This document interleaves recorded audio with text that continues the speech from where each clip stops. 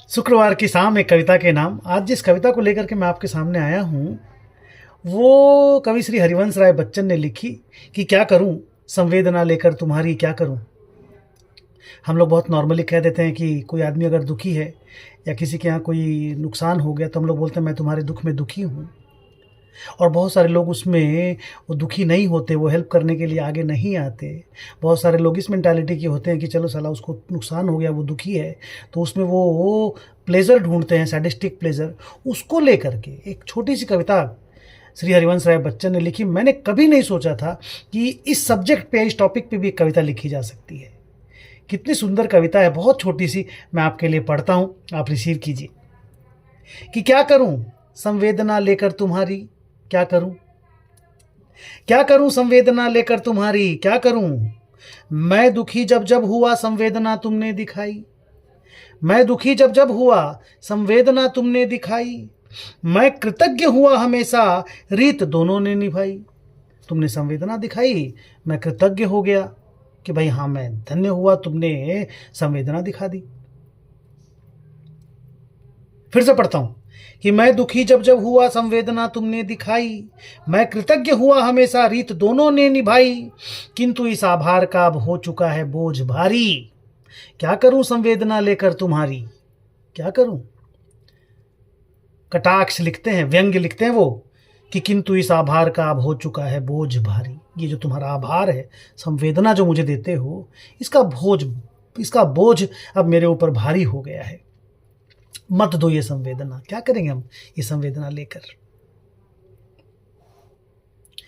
एक भी उच्छ्वास तेरा हो सका, एक भी उच्छ्वास मेरा हो सका किस दिन तुम्हारा। उस नयन से बह सकी कब इस नयन की अश्रुधारा। सत्य को मूंदे रहेगी शब्द की कब तक पिटारी। क्या करूं संवेदना लेकर तुम्हारी, क्या करूं। मैं खुश हुआ, तुम कब खुश हुए। मेरी आंखों से पानी निकले तो कब तुम रोए।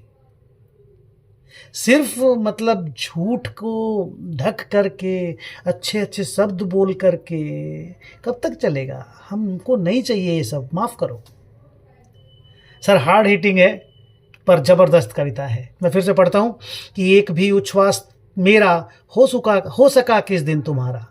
एक भी उच्छ्वास मेरा हो सका किस दिन तुम्हारा। उस नयन से बह सकी कब इस नयन की अश्रुधारा। सत्य को मूंदे रहेगी शब्द की कब तक पिटारी। क्या करूं संवेदना लेकर तुम्हारी, क्या करूं।